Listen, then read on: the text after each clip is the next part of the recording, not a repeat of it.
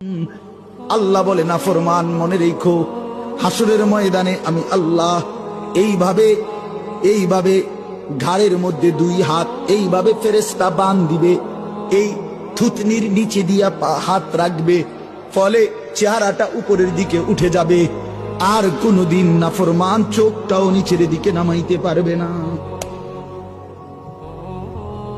কি ভাবছো বন্ধু তুমি চালাক, আমি বেকুব?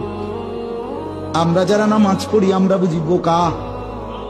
কি মনে করছো আমরা যারা শুধুমাত্র মসজিদের ইমাম আসতে 10,000 টাকা বেতন দিয়া খোদার 12টা মাস চলে, বেকুব এই জন্য না?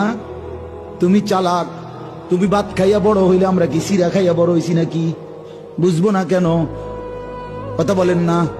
দুনিয়া না বুঝার কি আছে? কেমনে সুদে টাকা লাগাইতে হয় আমরা বুঝি না, না বুঝার কি? ওই আখেরাত আল্লাহ বলেন আমি বেড়ির মতো বান দেব এইভাবে।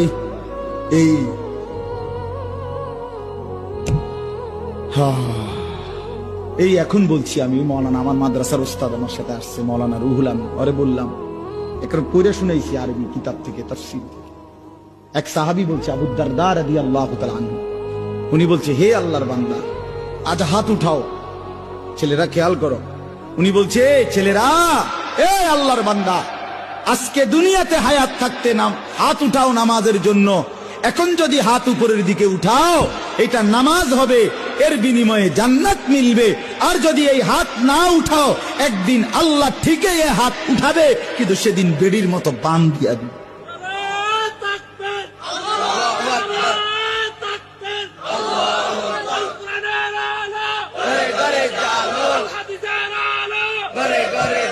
বোঝো নাই বন্ধু? হাত তোমার উঠাইতে, হাত এটা উঠা। এখন তো এমনি সুন্দর নামাজের জন্য উঠাইলা, হইলে উঠাইলা না বেঈমান? মনে রাখো হাত উঠাবে,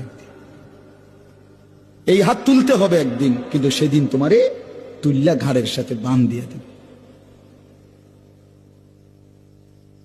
এই জন্য দোস্ত আমার, বন্ধু আমার, জিন্দেগি নষ্ট না করি।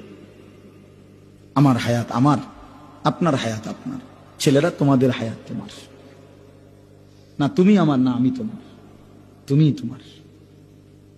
প্রত্যেকে প্রত্যেকে বাপের নাম ভাঙ্গাইলে হবে না, দাদার নাম ভাঙ্গাইলে হবে না।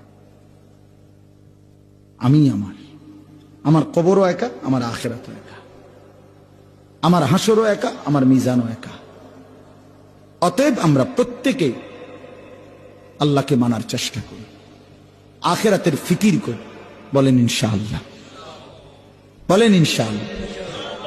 দুনিয়া চলবে, কোনো অসুবিধা নেই, আখিরাত সাথে নেন, আখিরাতকে মিলায় নেন।